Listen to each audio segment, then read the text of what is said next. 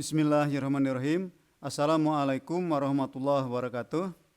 Pertama-tama dan yang paling utama, marilah kita panjatkan puji syukur kehadirat Allah Subhanahu wa taala yang telah memberikan kesehatan dan kekuatan kepada kita sehingga pada kesempatan ini kita masih bisa mempelajari matematika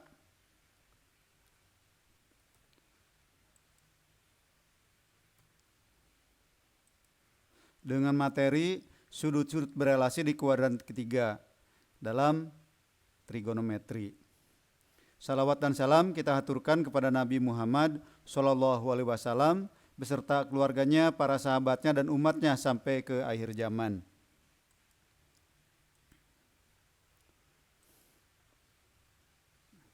Sini kita akan mempelajari tentang sudut-sudut berelasi di kuadran yang ketiga. Di kuadran ketiga itu adalah 180 ditambah theta. Tetanya antara 0 dan 90 derajat. Lalu kalau sudutnya 180 ditambah theta, maka nilai perbandingan trigonometrinya itu tetap. Contoh di sini, sinus 180 derajat tambah theta. Sinusnya itu tetap sinus, sinus theta. Hanya yang berubah apa? Tandanya. Ada tanda negatif. Lalu kosinus 180 tambah theta hasilnya adalah negatif kosinus theta. Di sini ada cos 180 tambah theta hasilnya adalah cos theta. Ada tanda negatifnya. Jadi yang berubah tandanya saja.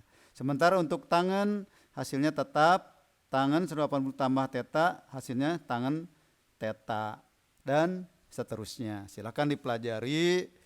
Ya. Selanjutnya kita lihat contohnya. Contoh. Tentukan nilai trigonometri di bawah ini. Cos 225 derajat.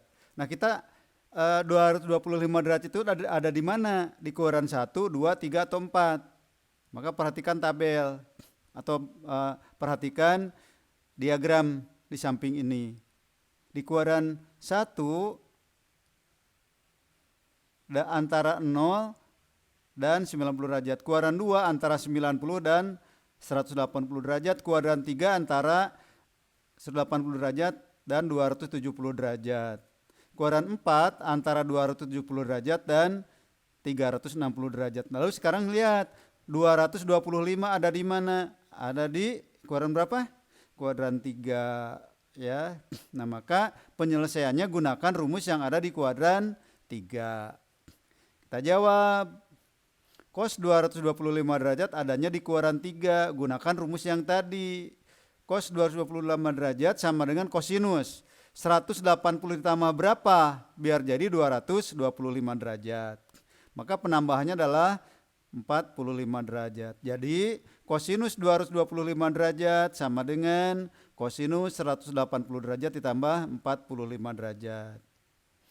Hasilnya adalah cos 180 tambah 45 derajat sama dengan negatif kosinus 45 derajat. Perhatikan nih, cos 180 tambah 45 derajat menghasilkan negatif kosinus 45 derajat. Kosinus 45 derajat berapa? Setengah akar 2. Ada tanda negatif, tuliskan di depannya tanda negatif. Maka hasil dari kosinus 225 derajat adalah negatif setengah akar 2. Bisa dipahami ya? Mudah ya? Insya Allah mudah. Nah, selanjutnya perhatikan lagi. Tangan tentukan nilai trigonometri bawah ini. Ya, tangan 210 derajat. Kita jawab, tangan 210 derajat itu ada di mana? Ya, yaitu di kuadran yang ketiga. Maka gunakan rumus tangan di kuadran 3. Tangan 210 derajat sama dengan tangan 180 ditambah berapa? Jadi 210 itu 108 diubah menjadi 180 tambah berapa? Tambah 30 derajat. Sekarang kita dapatkan tangan 180 derajat tambah 30 derajat. Di depan ada rumus. Tangan 180 derajat tambah 30 derajat itu adalah tangan 30 derajat. Ya. Sehingga hasilnya adalah tangan 30 derajat berapa? Sepertiga akar 3. Jadi kesimpulannya Tangan 210 derajat sama dengan 1/3 akar 3. Tuh. Ya, insya Allah bisa. Contoh yang selanjutnya, perhatikan. Jadi di sini bagian yang kedua. Bagian yang kedua kalau tadi tetanya itu 180 derajat ditambah teta. Untuk sekarang yang di kuadran 3 itu 270 derajat dikurang teta. Sehingga didapatkan di sini ada beberapa rumus. Sinus, nih ada kata-kata berubah ya, ada kata-kata berubah. Sinus 270 derajat dikurang teta sama dengan negatif kosinus teta. Sinus berubah jadi kosinus kalau 270 derajat dikurang teta. Hasilnya sinus 270 derajat dikurang teta adalah negatif kosinus teta. Kalau kosinus 270 derajat dikurang teta, kos berubah. Nih berubah jadi sinus. Tandanya pakai negatif. Ya, untuk kosinus berubah jadi kosinus 270 derajat dikurangi teta sama dengan negatif sinus teta. Begitu pula untuk seterusnya, tinggal diperhatikan dan diingat. Ya, sekarang kita lihat contohnya. Contoh, nyatakan sudut-sudut berikut dalam bentuk komplemennya. Artinya komplemen itu nilainya itu antara 0 dan 90 derajat. Sekarang perhatikan di sini kosinus 226 derajat sama dengan diubah. 226 derajat itu diubah menjadi 270 dikurang berapa? Nah, dikurang alfa-alfanya berapa? 44 derajat. Jadi 226 itu adalah 270 derajat dikurang 44 derajat. Gunakan rumus yang tadi. Kosinus 270 derajat dikurang 44 derajat adalah negatif sinus 44 derajat. Jadi kosinus 226 derajat sama dengan negatif sinus 44 derajat. Untuk tangan sekarang. Tangan 240 derajat diubah menjadi dalam bentuk ini. 240 derajat itu diubah 270 derajat dikurang berapa? Nah, dikurang 67 derajat. Sehingga hasilnya berubah, tadi asalnya tangan menjadi kotangan apa? 67 derajat. Jadi tangan 270 derajat dikurang 67 derajat adalah kotangan 67 derajat. Sehingga kesimpulannya tangan 247 derajat sama dengan kotangan 67 derajat. Nah, kita lihat contoh yang lainnya.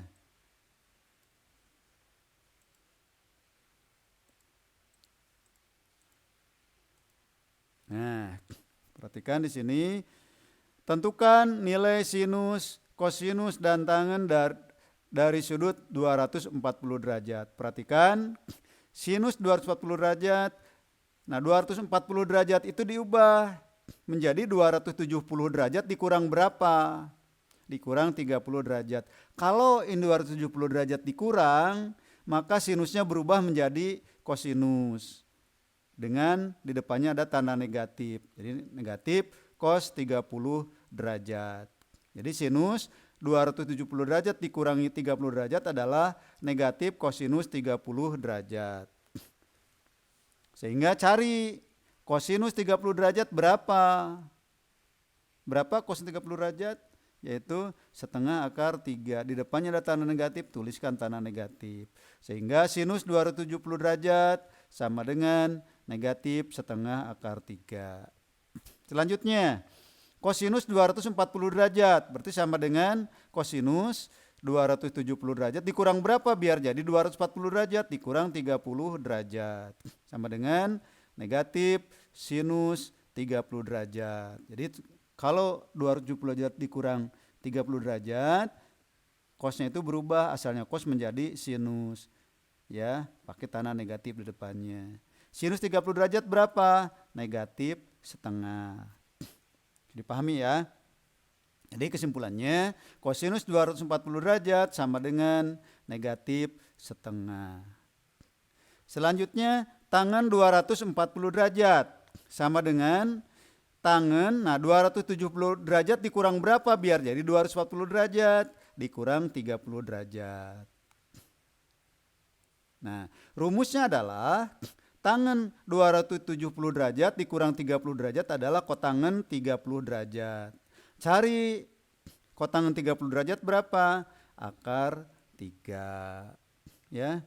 Itulah pembelajaran hari ini tentang sudut-sudut berelasi di kuadran yang ketiga.